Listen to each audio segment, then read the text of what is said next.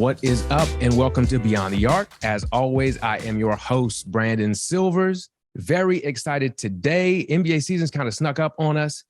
As you may or may not know, the Philadelphia 76ers are coming to the Citadel to hold their training camp September 27th. And for those of you who don't know, I have been in the hot take game since we had a professional basketball team here in Charleston. That's right. When the Charleston Lowgators were here, they were on a TV show on ESPN, Down Low Life in the D League, and your boy was featured. So I've been spitting out hot takes since then. And so I wanted to take a trip in the Wayback Machine and look back on that fun time. So I had to bring in my man, as you can see with the professional setup, Low Country sports aficionado, historian. He's got one of the most lit Instagram pages you will ever see, Mr. Danny Foxworth. Man, pleasure to be here. Pleasure to be here. I am excited. I know we were talking, and then when you were like, "No, man, I was a Lowgators fan back in the day." So how many games did you go to when they were here?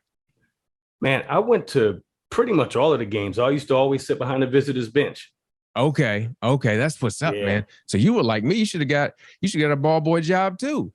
You know what? In hindsight, I probably should have. Yeah, it was one of the most fun times of my life, man. So what do you remember about going to those games, man? What was the best part to you? Man, it was good, cheap fun. You know, when they got the news that they were going to start a new league, a development league, and they were going to put all the teams in the Southeast. And when they said they awarded the franchise to Charleston, I was like, oh my goodness. Got another excuse to get out of the house. Yep. Could not believe it. I remember, I think my mom saw the ad in the newspaper looking for ball boys. So that's how I got hooked up. But I mean, I was a basketball fan all the way growing up. So that was like a dream come true to me. And for those of you who don't know, that was the the NBDL at the time, switched to the D League, currently the G League, the NBA's minor league. But man, those teams, they had some talent. You keep up with any of the players, any of the guys, the local guys, because I know they had regional allocations too. So we had some CFC and South Carolina players on the team as well. That's right. I forgot about the regional allocations, man. Yeah, I remember Thad Delaney. He was one of my favorites. Cedric Weber, Jamel President. Dude, like that, because I was annoying, probably like 12 years old at the time. And so these guys were idols to me. And so Big Thad, who played at the College of Charleston, man, he was a lot of the players were so nice to me, but Thad is one who sticks out. My grandmother loved Thad Delaney too. But you're right. He was on the CFC team back in the they were in the TAC. He was the Shaq of the TAC. Shaq of the TAC. Yep. But yeah, so who else you name? You named Cedric Weber. I think he's still local, working in the area actually. Oh, really? Yeah. So yeah, he could hoop. He almost made the 76ers. Speaking of I didn't know that. Yeah, I think he broke his foot in training camp, but he was that dude back then. He was. Then I know you said Jamel President. They had all the CFC greats back then, man. Yeah, and then you had BJ Mackey from South Carolina. He was is he bucket. still the all-time leading scorer up there? I'm not exactly sure. But I know back in the day, man, him on that team that I think they were a 2 seed in the tournament, him and Melvin Watson from Burke. And Larry Davis. Yes. That was the first time I ever remember seeing the 3-guard lineup. We're going way back, man. This is that Jefferson Pilot Sport era SEC basketball. Yes, sir. Shout out Mike Jaminski. Yeah, so that was an era. And not even just the players on the team, but I know coming in, they had players on the other teams who you look back and you're like, wow, they were stacked in that league, even though at the time, I think the league was looked at as kind of inferior, subpar. But I don't know if you know, because I know like Skip to My Lou from And One. Yep. He played in the league. AO he was with the Mobile Revelers. Yes. Man, we're just about to let's just name all the players right now. Let's just get this out the way, because I'm not going to be okay until we name them all. So who else? Mobile had a dude, Isaac Fontaine. Yes. Who I just connected with on Instagram because I saw a college basketball highlight account post his stuff. That dude was like James Harden back in the day. He shot like 43% from 3. Yeah, he was a bucket, man. Yes, he was on that Mobile team. that was stacked because they had Anthony Johnson was on that team for a little bit before he got called back up to the league. But they had him. Right. Yeah, they had everybody. Like that Mobile team was stacked. Let me see what they did that first year. I feel like we played them in the finals one of those years. I think we went to the finals the first year. I think we played the Greenville Groove. Greenville Groove. You're right. That was brutal. That was a brutal. I had to take the L. Yeah. I remember being devastated. My dude Mokhtar Jai from the University of North Carolina was consoling me. Oh man. He had a reputation as a hothead, but he was one of the nicest guys I've ever met. He's a sports agent now. Are you serious? Yeah. He's a sports agent. I didn't know that. Yeah, so we bonded. I got the shirt on today, the Olajuwon shirt. He was from Senegal.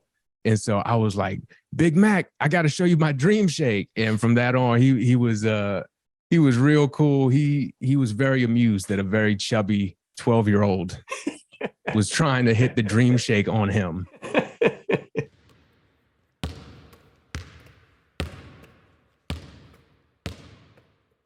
Did you watch the show as well?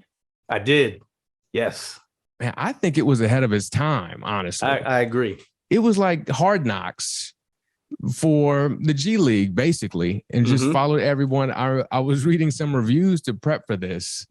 And, well, first of all, what was your feel of the show?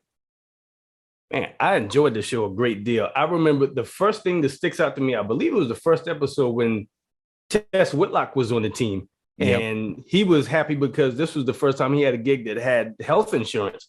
Didn't he go and get his teeth clean? Yes. He took the words right out of my mouth. I remember he got his teeth cleaned.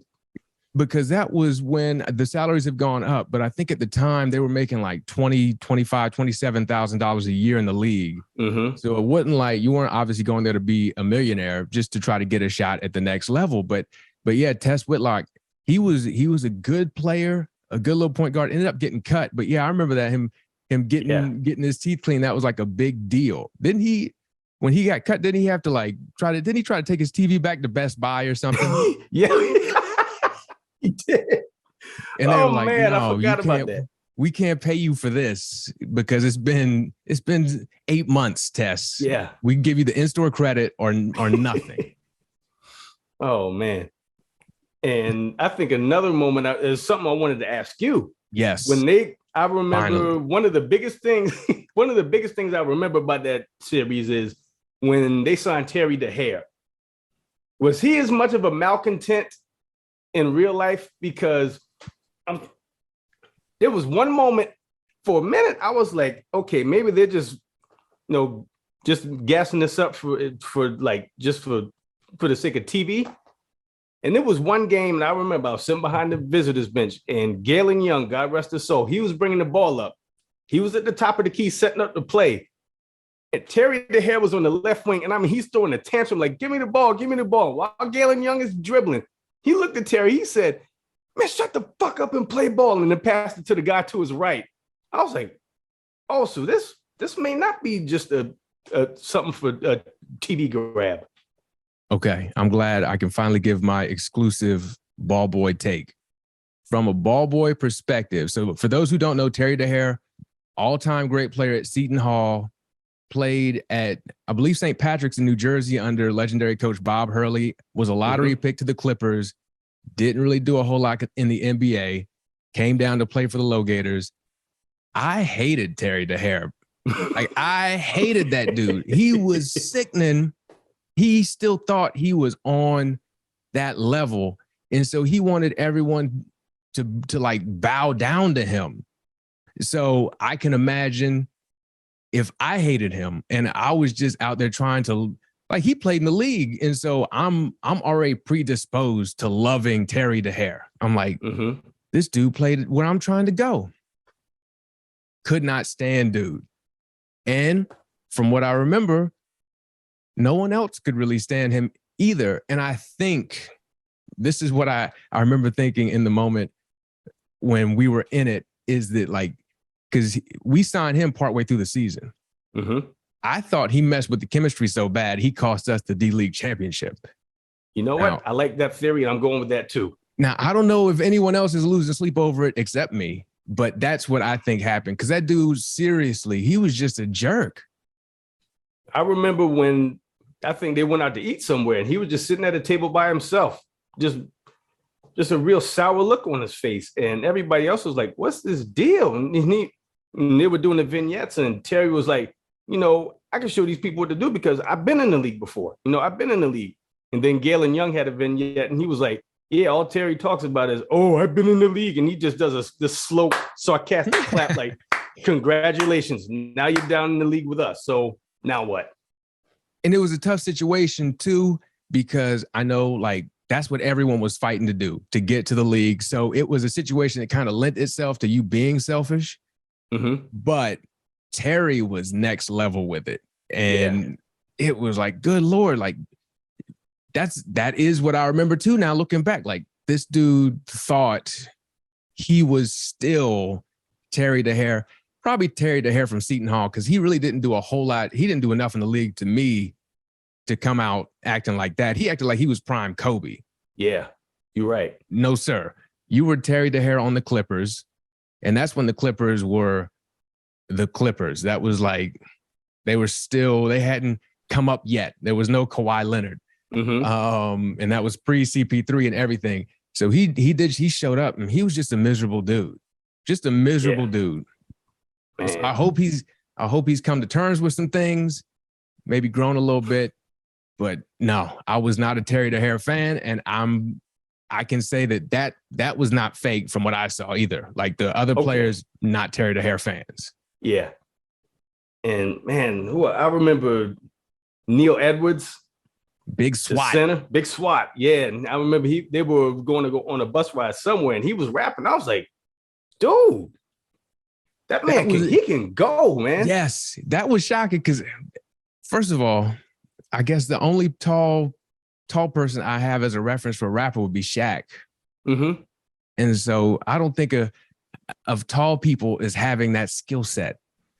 I don't know why I had that stereotype, but Neil could rap, and like they would do this. I think that's what I liked about the show, is that seeing it on TV, it was pretty real. It wasn't like a Southern Charm where you got to put things together. Like they straight up just got this footage. So yeah, man, that was a fun show. It was definitely entertaining. Now, do you remember me being on the show? Do you remember a chubby ball boy? I don't. It's okay. It's okay. I'm sorry. I'm trying to get the footage, but I remember they asked me about Victor Avila. We had it was like the Mexican guy. Yes. So he was trying to get over, and they were asking me about his visa situation. I don't know why you would ask a 12-year-old about a visa situation. And I just thought he could get over because his teammate at Oklahoma, Eduardo Najera, was playing for the Mavericks. So I thought you could just come on over, no problem. Yeah. So I basically said, like, he needs to hurry up because our big men are getting gas running up and down the court. And so he needs to hurry up and make a call to someone. And I don't know if he took my advice, but no, that was a lot of fun. I'm just going through looking at the names now. So yeah, Antonio Grant, South Carolina. Yes, North Augusta. Yep, there we go. I forgot Antonio Grant was on that team. We had Fred House, not Eddie House, but we had Freddie House, who was the rookie of the year. Baller. Nate Green. I remember Nate Green. Indiana State. Indiana State. Yep. So he's actually an NBA ref now. Are you serious? Yeah. So wasn't he trying to go into law school at one point? I believe so. So I don't know what happened.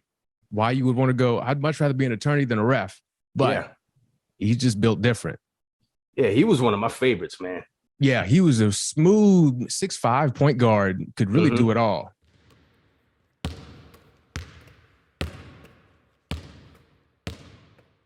The in-arena entertainment.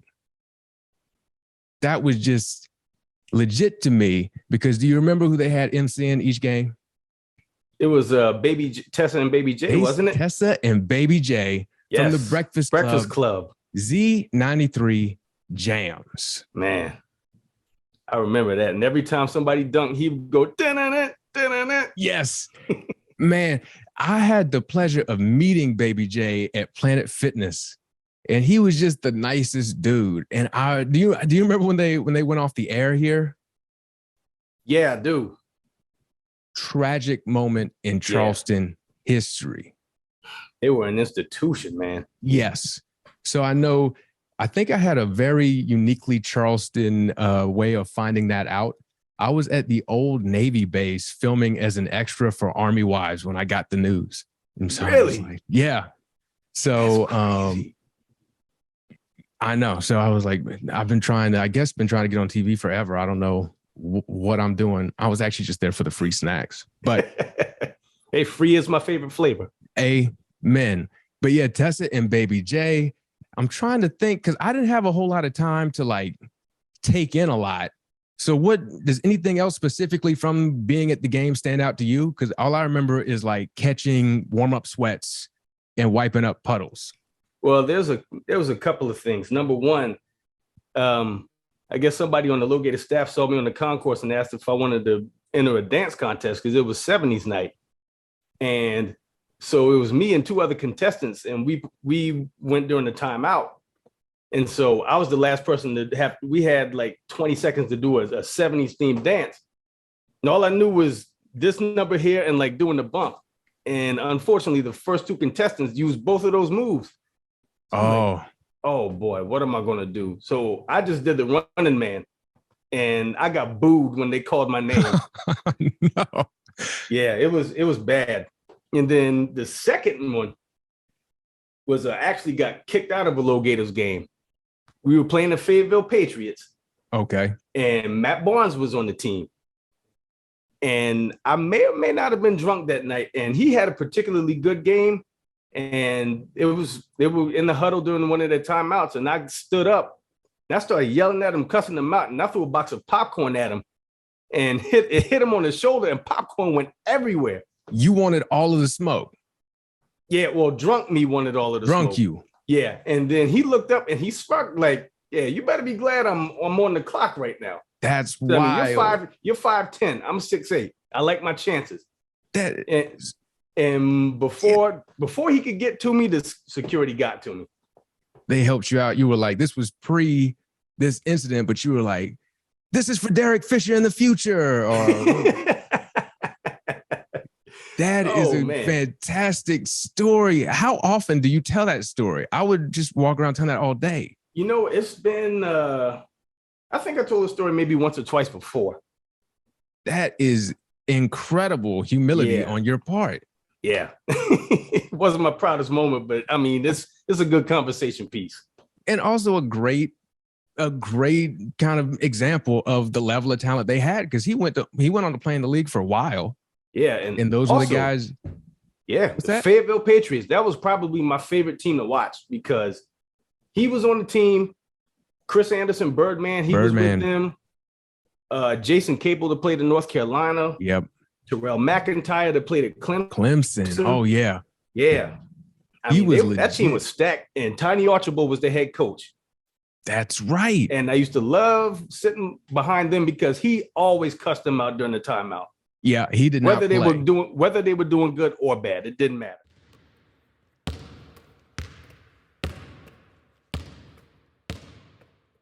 So, from the fan perspective, what do you think they could have done better, or they didn't have in mind that really played into those low attendance figures? I was thinking better promotion. Yeah. Number one. Number two, possibly playing a smaller venue. I mean, because I mean, you go in a Lowgators game on a Monday night. I mean, it holds 11 to 12,000 people. And on a Monday night, you might see like 700.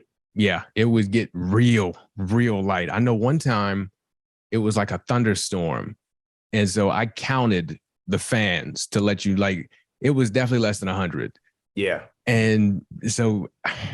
That's just kind of the nature of Charleston, and I'm a big fan of smaller venues. I'd rather have a smaller venue packed than a bigger venue half or more than half empty. So I think you're spot on with that. how much of it do you think was the role that the NBDL was playing for the NBA at the moment? Because it wasn't like it is now where you send like your young talent down to develop or your stars to rehab or something like that. It was more of like, okay, like a extended season-long tryout just about.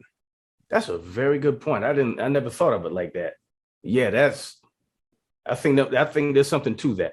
Yeah, because you weren't really showing up to see, you knew guys like a Corey Benjamin or someone had a chance to get called up. Mm-hmm. But you weren't going to see the people who were stars. It was mostly guys who had their chance and were trying to fight back, or just honestly roster fillers at that point. And so I think we would have had a better chance of drawing crowds in the current setup of the G League today.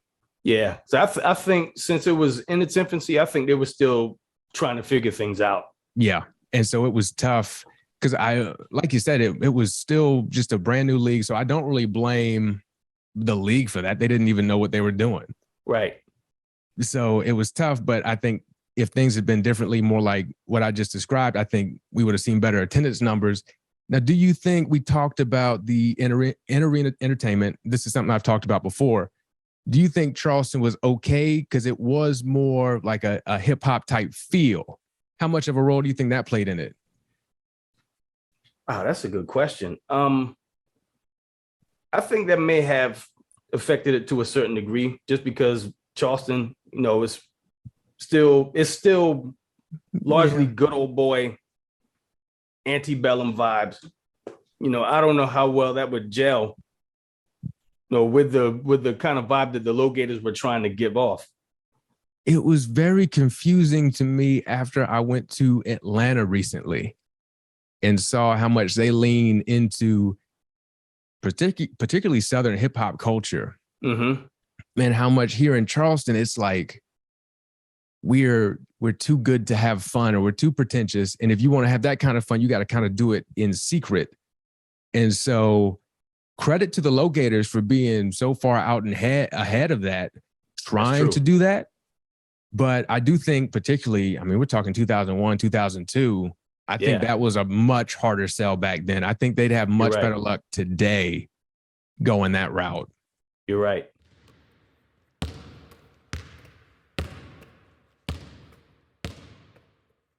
We own the Lowgators. What will we do to bring people in? Oh, man. We just appointed Danny Foxworth. He is the CEO of the new and improved Charleston Lowgators,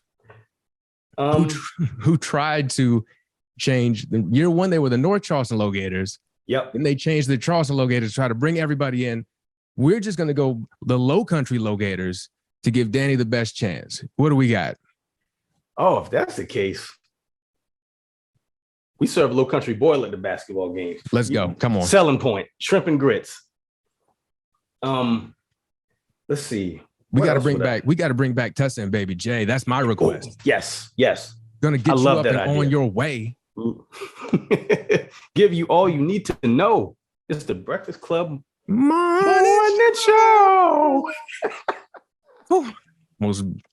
I'm gonna be on the injured list trying to hit that high note. But yes, they got to come back.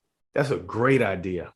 So, we might be having sellouts just on the strength of the Low Country Boil and Tessa and Baby J alone.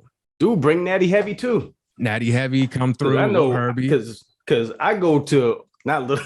You brought back Little Herbie. Oh, with the horoscopes. But yeah, because I know Natty Heavy. I go to a lot of the College of Charleston games. He has that place rocking, man. Yes. So I think right there, we probably already got a line out the door. Yeah. Now, I don't know if the local, like the College of Charleston's, do people still care about the College of Charleston? Because I know growing up, College of Charleston, I was die hard. Yeah, they still care, especially with this new coach. Yeah. Okay, word. So we got to still see if we can get some of that regional allocation, the player allocation in. I know South Carolina would be nice too. Yeah. Imagine like a Seventh Woods coming down to play for the Lowgators. Yes. Little Palmetto State energy. Yes. Okay, so we've got the Lowgators figured out. Now, Next question. Do you think we'll see another pro team in Charleston? I mean, we just laid out the blueprint for how to do it. Man, I don't know. They're putting a Top Golf everywhere. So I don't know if we're going to have, that's like, that's more a options. luxury apartment space or something. Yeah. So that's true. That kind of makes me sad. But let's go back to imaginary world where we run the Lowgators. Mm-hmm. Do you think we could also make a WNBA team work like Atlanta does with College Park, the Skyhawks, and the Atlanta Dream? I would love to, but I'm not quite sure how well the women's basketball is received down here. Which is interesting to me because I've had the same thought, but then like right up the road, the Lady Gamecocks with Don Staley, like yeah, they packed that every game's house. a sellout. Every game is a sellout. But then like 2 hours away. So I don't know. Football is still king.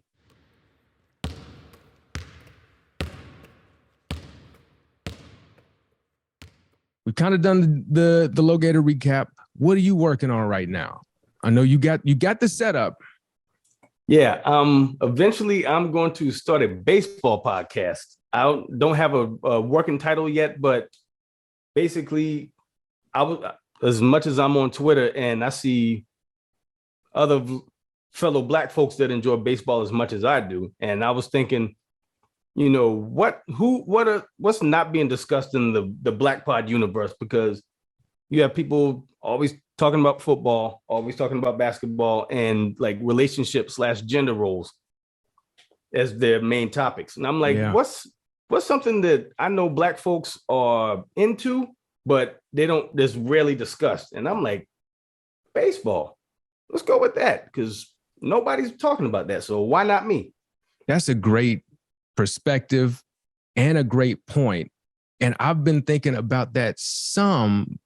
So I'm curious, what draws you into the game of baseball? What do you love about baseball?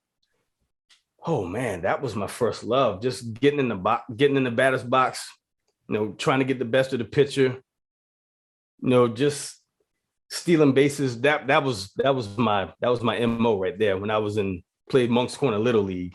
And then, then we got up to the next level, and Little League, I could tear the cover off the ball, but when they started throwing them off-speed pitches, that was a wrap for me. It got Michael Jordan too, man. You're not the only one. Yeah. You're not the only one. So who's your team? Texas Rangers. Texas Rangers. What made you a Texas Rangers fan? Truthfully, the biggest reason why I'm root for the teams that I root for is because nobody else is rooting for them. A trend setter. Yeah, I'm born and raised in Atlanta Braves country, especially in the 90s. Oh, yeah. And I was like, what's the team that nobody else is rooting for? And at the time, my parents had a satellite dish. And so we were just flipping through the channels. And there was a station in Dallas. And I think every Saturday night they would show the Texas Rangers. And I remember just, being captivated by Nolan Ryan, because he was like a mythical figure almost because of the numbers he was putting up. And he was pitching that day. But the person that really made me become a Rangers fan was Julio Franco. Ooh, Julio Franco. Yeah. He played forever, didn't he? Yeah. I mean, Nolan Ryan did too. Nolan Ryan, to me, you let me know if this is a good comparison. He was like baseball's Tom Brady. Yeah. With the longevity and being dominant. Yeah. But Julio Franco, for a hitter to play as long as he did, and he was always jacked too. Always. Like, let me get the Julio Franco workout plan. Good right? Lord. Sign me up. Man, so that's what's up, man. So definitely, I'm going to be on the lookout for that, because I know, like, I've heard you on other podcasts. You've been great here today. I'm definitely going to have you back. We probably got to talk some Las Vegas Aces at some point. So I'm definitely looking forward to the baseball podcast, because I think that is going to be incredible, particularly from the Black perspective, because we need more of that in this space, in this universe. If people want to track down Danny Foxworth, where do they find him? You can find me on Instagram at Danny Foxworth 843, and you can find me on Twitter at Foxworth Danny. Those are the two places where I'm at the most. There you have it. Well, man, this has been a blast. I feel like You got me hyped up to where I couldn't even get my thoughts straight because you put me in that time machine. It was 12-year-old me again, mic'd up on the sideline for ESPN. Oh man, yeah. So that was a special period. Yes, sir. So I appreciate you coming on, and I appreciate everyone listening. I see the subscribers going up on YouTube and on the podcast. So I appreciate y'all for doing that. And I will catch y'all. What's that? I said I subscribe to the YouTube channel too. My man. So what's your favorite segment? Everyone loves my dog Beyond the Bark, the NFL picks. That's awesome. I should have just had him do the whole podcast. Yeah, and the college football preview. Yes. Yeah, we got something special planned this week if I can pull it off. But no, man, I appreciate you being on. I appreciate everyone subscribing and supporting and giving me great feedback. By all means, you got anything to say, beyondthearc843@gmail.com, and we will catch you next week.